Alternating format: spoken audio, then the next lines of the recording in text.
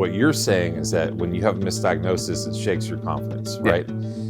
Sometimes you just go down a rabbit hole and you can't get yourself back out of it, right? And I've been there many times. Just beating yourself up, can't seem to fix anything, not making any hours on the clock. It snowballs from there. Mm-hmm. One of the things that I found, and maybe I've not been the best at doing this, but that can help technicians out, because that's a very inward journey, right? For a technician, you feel very alone, is celebrating each other's wins, Mm-hmm. Like, what would be what are something, let me ask you this. What's something that your technicians would celebrate with each other?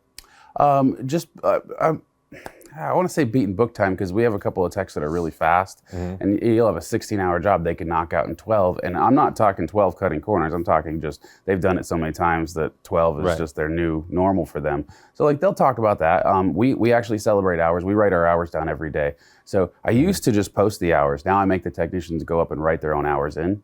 So every day they get their calculated hours. What did I sell today? And they write it on the board, right? And that's something that the group together has naturally come together and started putting that around. Like it's almost like a bit of a competition, some sideways pressure there.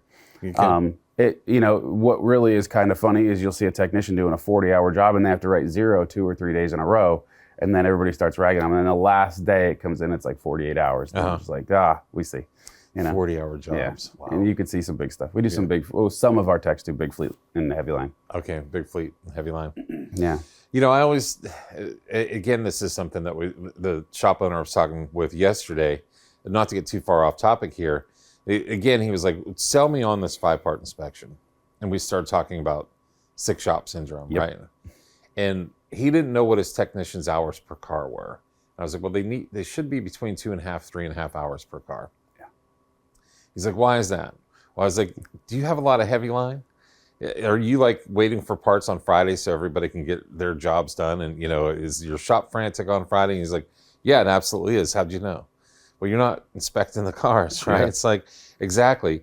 What happens is 70% of your customers are returning customers. And if you're not inspecting their cars, they're not getting repaired. They're not getting light repair and maintenance. And what happens? They come in on the heavy line. They need a motor. They need a transmission. Right. I mean, unless it's a Nissan Rogue, then it's going to need a transmission no matter what. Yeah, it's just not going to shut her up the whole way. I mean, there are other situations where you get into that, like you said, fleet.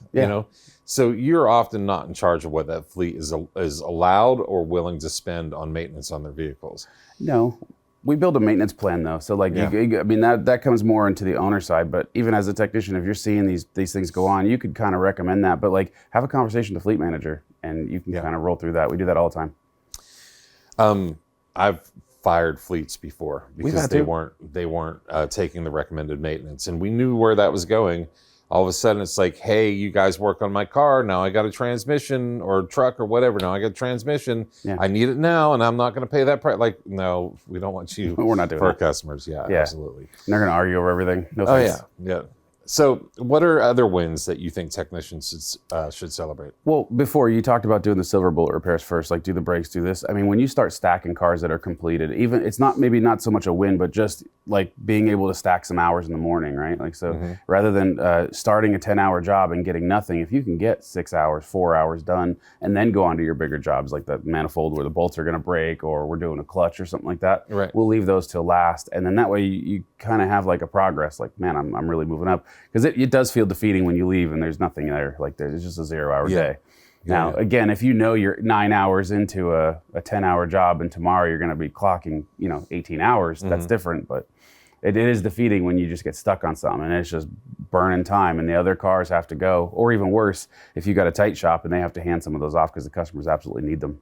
Yeah, absolutely, man. Absolutely. Yeah. So, for training and stuff, the guys getting their becoming certified, really being able to walk their way through some diagnostics. I have a bunch of my techs now, really into the scope.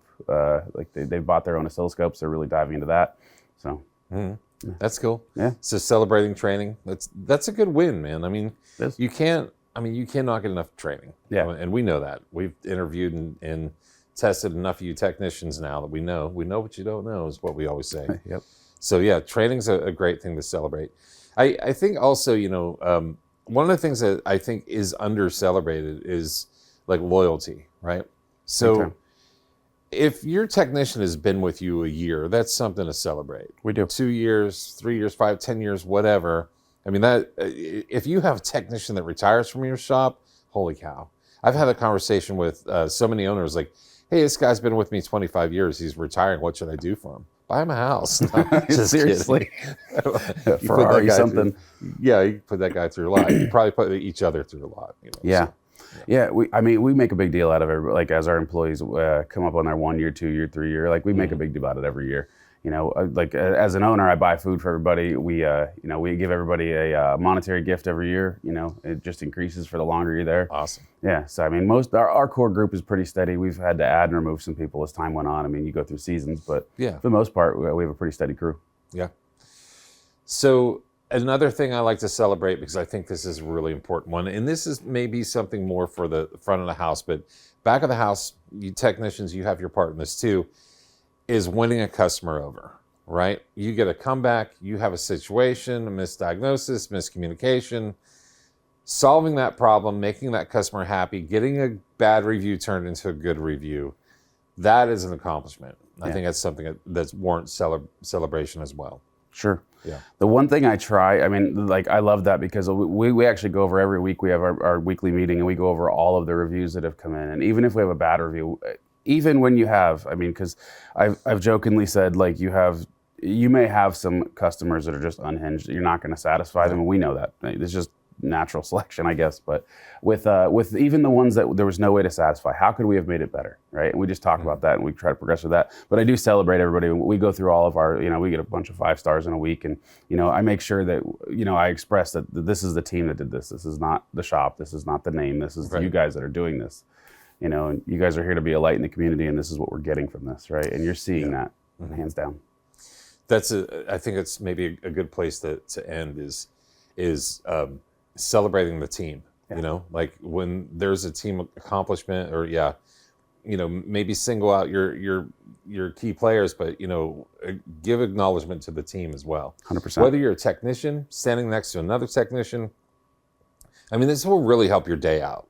Like if you're like championing your buddy and they're championing you, like you get less of that going into your own head when you have a misdiagnosis, right? When you have a comeback or something.